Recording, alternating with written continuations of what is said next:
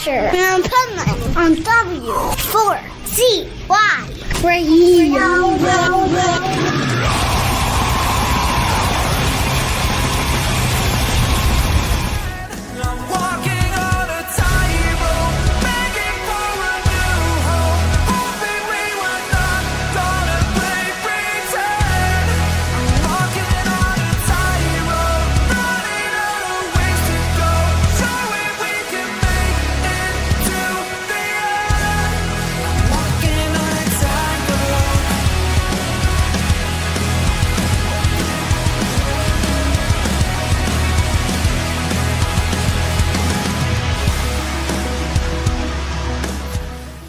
This is the Pipeman here on the Adventures of Pipeman W4CY Radio, and I'm going across the pond tomorrow, but now we're talking across the pond because I want to find out what the weather's like so I know how to pack for tomorrow, because I think I have like 4 suitcases just for the UK alone for the different weather I'm going to experience all day long every day.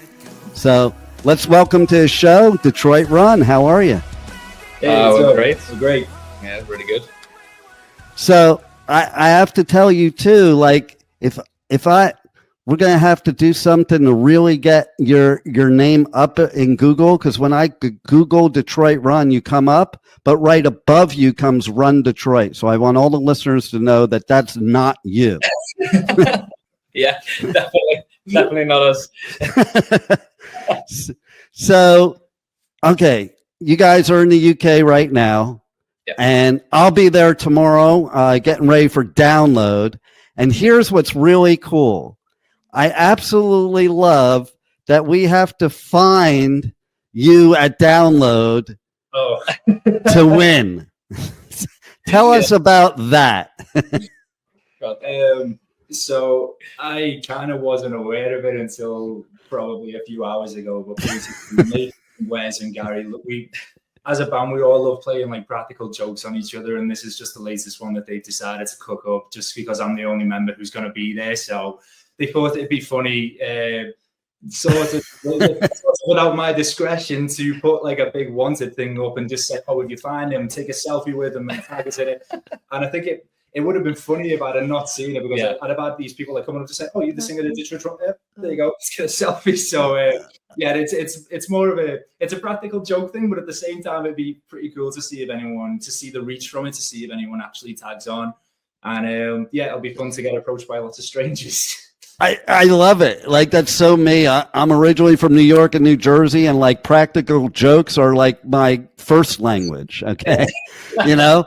And it definitely would have been cooler if he should have been like blocked from all your social media till after download, because that would be so funny. Like, I would love, you know what, when you pull something off like that, you need to have somebody that doesn't know in the audience filming the whole thing. It would make for great freaking TikToks. Yeah. You know, and it's like, why are all these people approaching me? I don't get it. Oh man. So that's so funny. To be fair, they have like stopped me from taking everything down. They have said, right, I've got to stay off it until I come back from download. So it's to stop me from taking it all down. Yeah. Even though it probably funny, but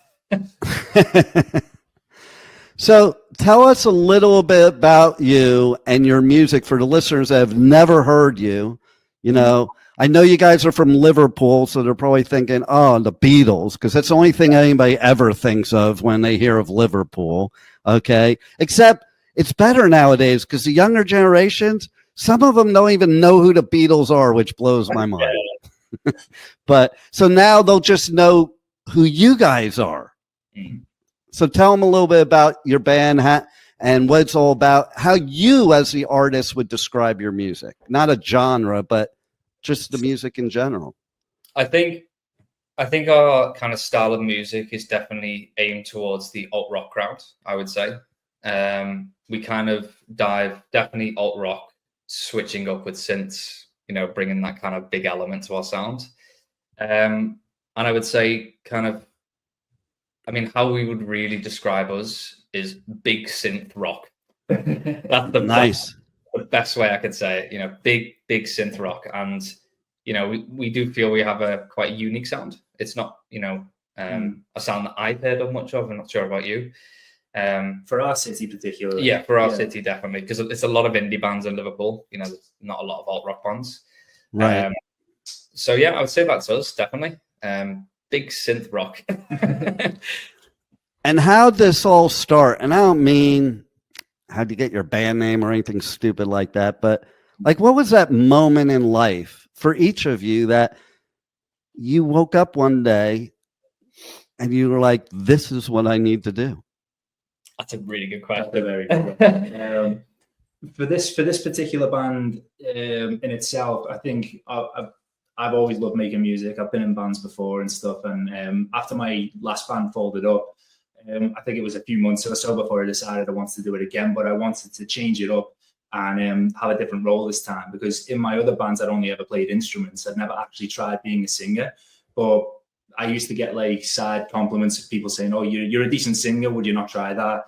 And that kind of just stuck with me. And in the end, like the curiosity kind of killed the cat. And I just decided, we used a website called Join My Band. And that's how I ended up meeting Wes. Me and Wes kind of kicked off the whole thing, because it was us two like kind of hooked up for the first time. And Nathan jumped on board. But I think it was just the overall curiosity of what it'd be like to be a singer for me, because I'd never really felt that role before. And I just really enjoy being in front of crowds, really just performing naturally, because I'm an actor as well. But I think like most of it was just really spontaneous for me, because I woke up one day and just decided I just wanted to try again, really. So it was all really spontaneous and just like in the moment. I love it. That's the way it should be. Yeah, absolutely. And I think for me, it was obviously, apart from what Tom's already said about us meeting up from Join My Band, you know, for me, music's been a big part of my life since I was very young. And for as long as I can remember, I've wanted to be, you know, performing on stage as a career. That's never changed for me. Obviously, it's very difficult, but you know, we've put the hard work in, and we like to think it's, you know, slowly getting there. You know, but for me, it's been I would say a lifelong dream to, you know, be a performing artist on stage. Definitely. I love it. And so how do you compare being like singer now opposed to, you know, being not really the front person, you know, because that's what the singer is a lot of times, is the front person. So how do you describe the difference in the vibe that you feel of playing both parts? Well, the last band I was in was a 3-piece, so it was kind of all shared. We didn't really have like a main front person per se. So when I eventually like joined up with the guys and I was the main forefront, like the face of the band, it felt strange at first, because I kind of wasn't used to being the center of attention on stage and whatnot. But as I did more and more shows and got more and more confidence, I wasn't very confident to begin with, but it just built and built, and now I practically feel at home on stage every time I'm there. So it was like it was almost like the first real show that we did, the big one, when we played Underworld. That was the most euphoric moment for me, because it was our largest crowd that we played to. And I kind of felt more like a front person on that night, because the crowd was just into everything we did. And to know that I could work with a crowd that way, control the crowd like that, and feel totally confident in my own ability, I guess it was a shock, but also a big massive boost of self-esteem, really. So I think the overall feeling was just euphoric. I loved every second of it. And you know what? It's funny because you guys are saying this stuff, and I'm thinking of James and Lars. You know, you're like 2025, Join My Band. They didn't have that in 1981, you know, but it was like Lars put out an ad in the Classified that James answered to, and James was not a front person. Like, basically, a lot of times when Mustaine was in the band, he would like be more in the background, because he didn't have that front person thing. And it's like he was forced to be a front person once they got rid of Mustaine. And now he's like one of the most well-known, like, you know, relatable front people of all of rock, in my opinion, you know, from somebody that didn't want it. As a matter of fact, I don't know if you know this, but he was originally going to step back from singing and just work on guitar, while John Bush of Armored Saint, they wanted him to come sing for them. And Bush turned him down. So Hetfield had to keep singing. Oh. I mean, I guess it's like commendable when you've obviously, when you wouldn't say backed into a corner, but when you just like, you know, you've got all that pressure on, you know, you've got to take that stance and you still manage to do it. I'd say that says a lot about the person. Yeah, definitely. Well. So I think too, when you have nothing to fall back on, that you do nothing but move forward. So I think if you're put in that position, like you were, like he was, and many other people have been, it's like you don't even think about it. Because let's face it, when you get up on stage, there's this switch that hits that you're like in this zone, and you don't even think about it. Like, you're right before you get up on stage, you're like really nervous. But the minute that mic turns on, all bets are off. I've always said that it's always the first cheer. Always the first cheer is the one that settles the nerves, like the first song and everything. Once the first song's out the way, any nerves that I've had are completely gone.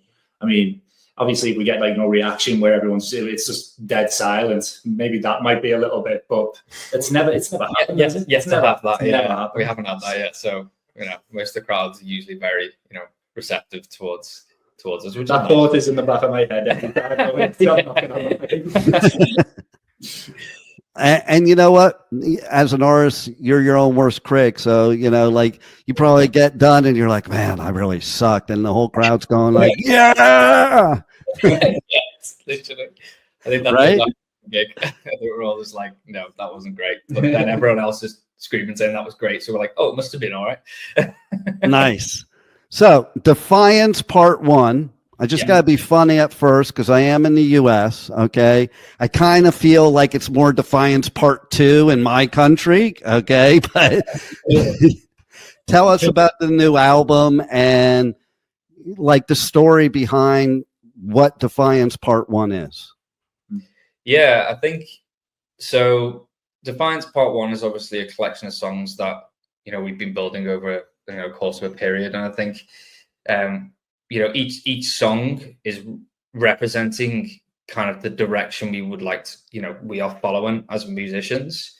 You know, with certain elements in there that are heavy, with certain elements in there that are synthy, you know, certain elements that let Tom's voice shine.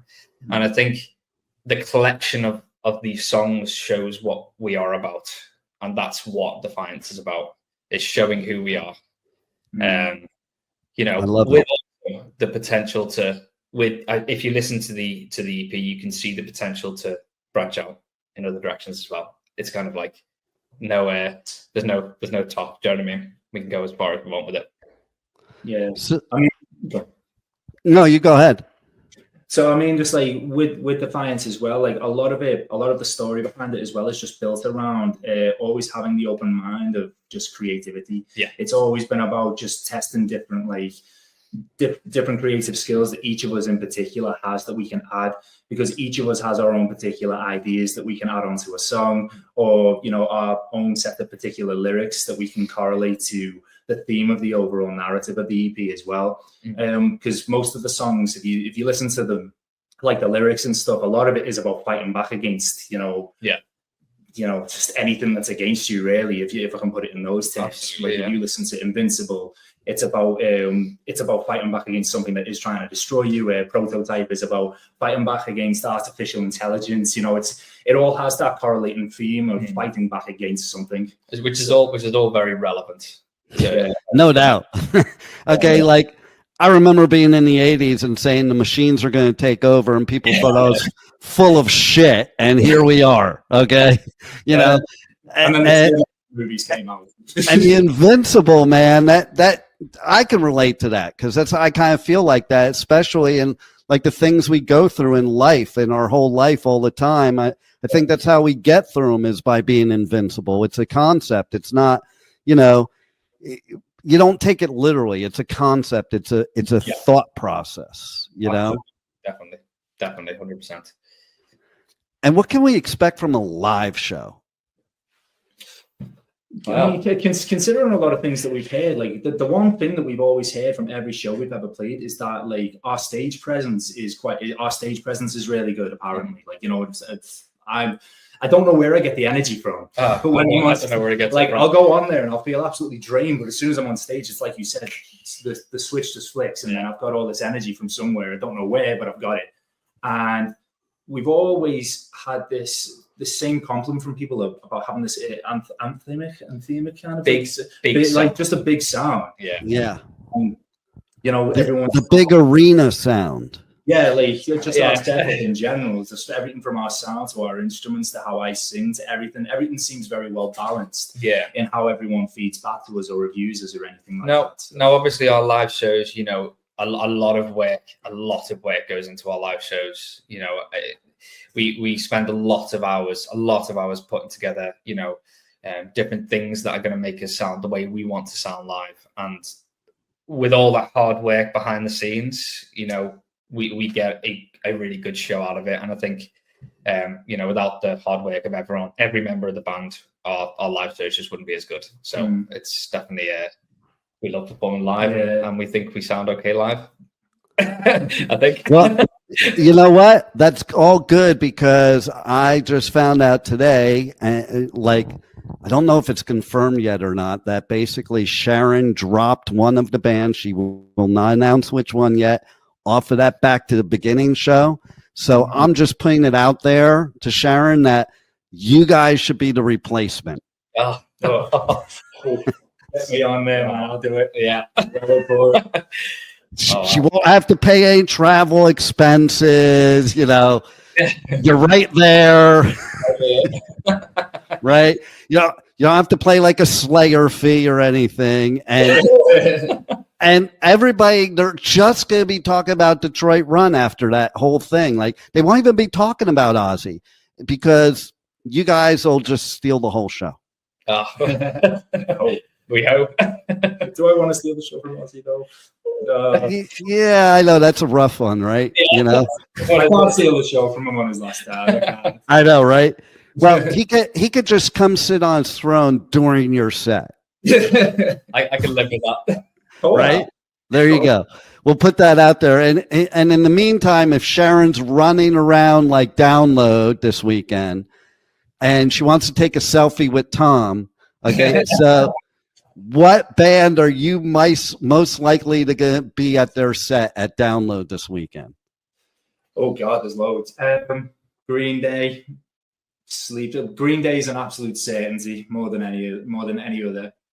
Green Day, Sleep Token, Korn, Spirit Box, Whitechapel, Don Broco, Steel Panther, but they do class with Korn, so I'm going to. So basically everybody. Yeah, basically everybody. Like, this is probably one of the best lineups I've ever seen. So it is a great lineup. I'm looking forward to it, and we'll have to like find each other at Download and take a selfie.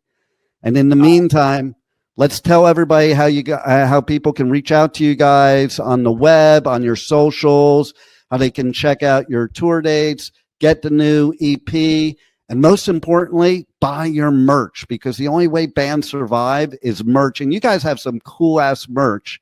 As a matter of fact, one of your shirts needs to be sold at Bloodstock. It's the pink one.